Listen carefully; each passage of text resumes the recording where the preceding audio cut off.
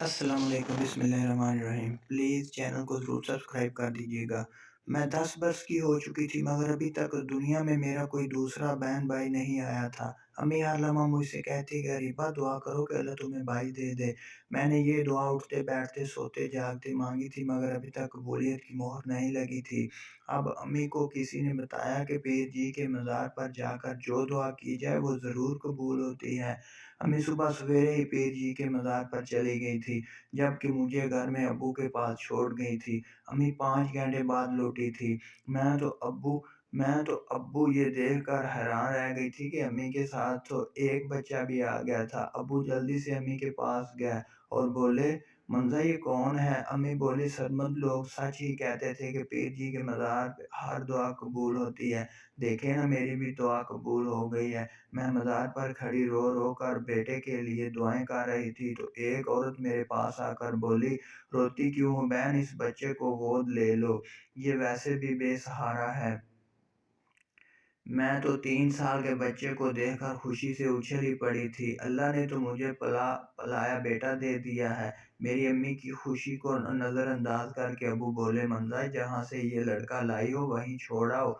मुझे किसी की औलाद पालने की कोई ज़रूरत नहीं है। अल्लाह ने बेटी दी है, वो ही मेरे लिए बहुत है।" अम्मी मुँह बनाकर बोली, "सफदर क्या हो गया है आपको? आपने बेटी ब्यानी नहीं है क्या?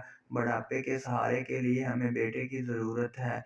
अब्बू गुस्से से उठकर ही चले गए थे। अम्मी ने मुझे छोटे भाई का नाम अली बताया था। मुझे वो नन्हा भाई बहुत अच्छा लगा था।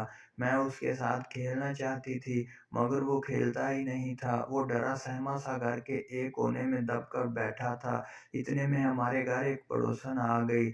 उनकी नज़र अली पर पड़ी तो बोली, "मंदा तुम अरीबा की फ़ोटोकॉपी कहाँ से उठा लाई हो?" अम्मी हंसकर बोली, "मैंने इस बच्चे को गोद ले लिया है।" वो पड़ोसन बोली, "लगता तो नहीं है कि गोद लिया है, यूँ लगता है कि तुमने इसे हमसे छुपा कर रखा हुआ था।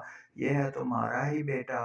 पड़ोसन के जाने के बाद मैं अली का हाथ पकड़कर आईने के सामने ले गई थी। वो सच ही कह रही थी, अली हूबहू मेरे जैसा था। अब ये बात हर ज़ुबान पर आम हो चुकी थी। हर शख्स यही कहता कि अली अरीबा का सगा भाई लगता है। ये बातें अब्बू के कानों में भी पड़ती रहती थी। एक दिन अब्बू गुस्से से बोले, "मंदा मुझे सब सच बता दो, ये बच्चा किसका है? उसकी शक्ल रीबा से क्यों मिलती है?" अम्मी ने मज़ार वाली बात फिर से दोहरा दी थी तो अब्बू चुप कर गए। मगर दादी हर लम्हा अब्बू से कहती रहती कि अपनी बीवी से पूछो बच्चा कहाँ से उठा लाई है। माना कि दोनों बच्चों में थोड़ी बहुत ममासलत कुदरती तौर पर हो जाती है, मगर यहाँ तो मामला ही अजीब है। आँखों का रंग, बालों का रंग, हत्ता के होंठ के नीचे तिल भी एक सा है। तो मुझे शक हो रहा है कि बहू ने तुमसे कोई बात छुपा कर रखी हुई है। अब्बू रोज़-रोज़ की बातें सुनकर सख्त चिड़चिड़े हो गए थे। एक दिन अम्मी से बोले, "मिर्ज़ा तुम मुझे आज सब सच बता दो। क्या तुमने मेरे साथ किसी किस्म की कोई ख़यानत की है?" अम्मी दहाड़े मार-मार कर रोने लगी थी। अम्मी बोली, "सफदर आप मुझ पर शक कैसे कर सकते हैं?" दादी अब्बू को उकसाती थी कि तुम हमज़ा को तलाक दे दो, मैं तुम्हारी शादी कहीं और करवा दूँगी। अब्बू भी अब हर लम्हा गुस्से में ही रहते थे। मैंने अम्मी से पूछा कि अम्मी लोग क्यों कहते हैं कि अली मेरा सगा भाई लगता है? अम्मी हँसकर बोली, "बेटा तुम लोगों के बातों पर ध्यान मत दो, अली तुम्हारा भाई है और सुतेला कुछ नहीं होता।" एक दिन अबू अम्मी से बोले कि इस लड़के को उसी मज़ार पर छोड़ आओ जहाँ से लाई थी, नहीं तो आज तलाक दे दूँगा। अम्मी ने अली को उँगली पकड़ी और रोते हुए उसे अपने साथ ले गई थी। 2 घंटे बाद अम्मी की वापसी हुई थी। अम्मी के साथ अली भी था और एक औरत भी थी। अबू की नज़र उस औरत पर पड़ी तो वो दंग रह गई थी। बोले, "शैला तुम तो मर गई थी ना?" इस औरत ने सर हिला दिया और बोली, "मरी नहीं थी बल्कि मेरा एक्सीडेंट हो गया था। मैं कोमे में 3 महीने रही थी, मगर मेरे को कोख में पलने वाला तुम्हारा बच्चा महफूज रहा था।" अगर आपको वीडियो अच्छी लग रही है तो प्लीज़ चैनल को ज़रूर सब्सक्राइब कर दीजिए। औरत अम्मी से मुखातब हुई और बोली, "मैंने और सफदर ने 4 साल कबल छुप कर शादी की थी।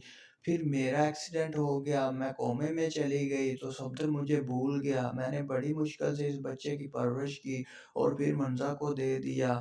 مجھے اب سمجھ میں آیا تھا کہ علی میرے جیسا کیوں تھا، کیونکہ ہم دونوں ابو پر گئے تھے، مگر کسی نے بھی ابو پر شک نہیں کیا، بلکہ امی کو شک بری نگاہوں سے دیکھنے لگے تھے۔